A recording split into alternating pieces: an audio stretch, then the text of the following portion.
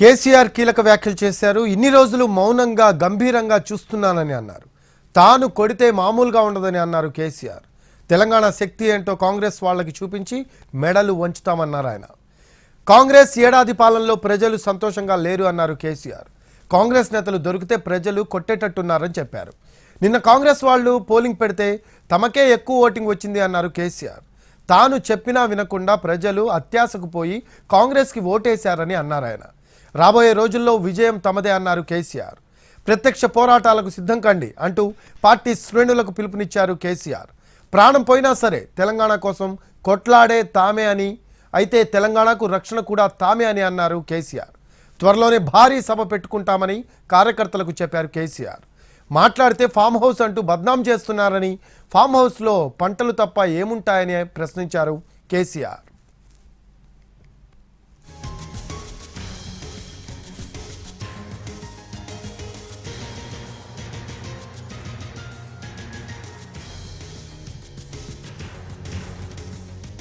అప్పుడు ఏమవుతుంది, కొన్ని దుష్ట దినాలు వస్తాయి, చెడు గడియలు వస్తాయి.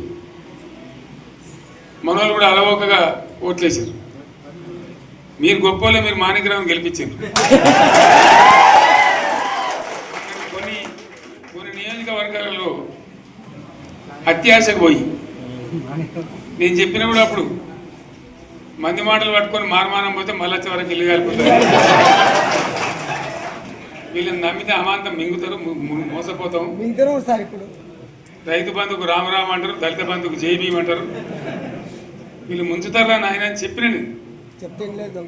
ఆయన వాడు తులం బంగారం ఇస్తా, నీకు ఏంటి, నీకు బంగారం వడ్డానం పెడతాను కానీ ఆయన నమ్మి ఏమో మీ సంగతి ఎంతో చూద్దామని ఆయన వేసారు. వేసారు, ఇరుకపోయారు, బాయిలో పడ్డారు, అయిపోయా ఉన్నాయి అన్ని మీకు. మళ్ళీ మొదటికి వచ్చానా కైలాసం ఆడలో పెద్ద పంపించినట్టు అయింది మళ్ళీ. అంతే కదా, ఆలోచన లేకుండా ఎటు పడితే అటు ఎవడో ఏదో చెప్తే నమ్మి ఓట్లేస్తే ఏమైంది అనేది ఒక మంచి గుణపాఠం ఇది తెలంగాణ. గ్యారంటీగా మంచిగా సంసారం జరుగుతుంది. జరి తువ్వకచ్చినాం, రైతులు ఇంత ముఖం తెలివైతుండ్రి, ఇంత బాకీలు కట్టుకుంటుండ్రి. ఎంతోమంది పాపం సిటీలు వేసుకుందరు, ఏదో వేసుకుందరు. రైతు బంధు పైసలు పడితే ఎంత సంతోషం ఉంటుండే. ఆయన పోయి నేను గంగలు కలిసిపోయింది. ఇప్పుడు వాడు ఇతడో ఏడో భగవంతుని కనుక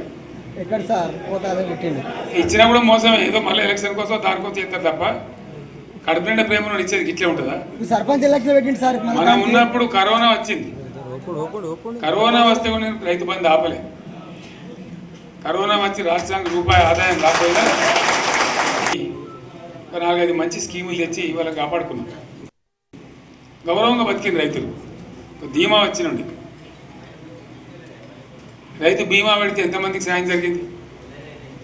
గుంట భూమి ఉన్న కూడా మంచిగా సాయం జరిగింది. ఇవాళ మొత్తం రోజు బడి పిల్లలు విషాహారము, కడుపు నొచ్చుడు, బాధపడు, పురుగులు అన్నం పెట్టుడు.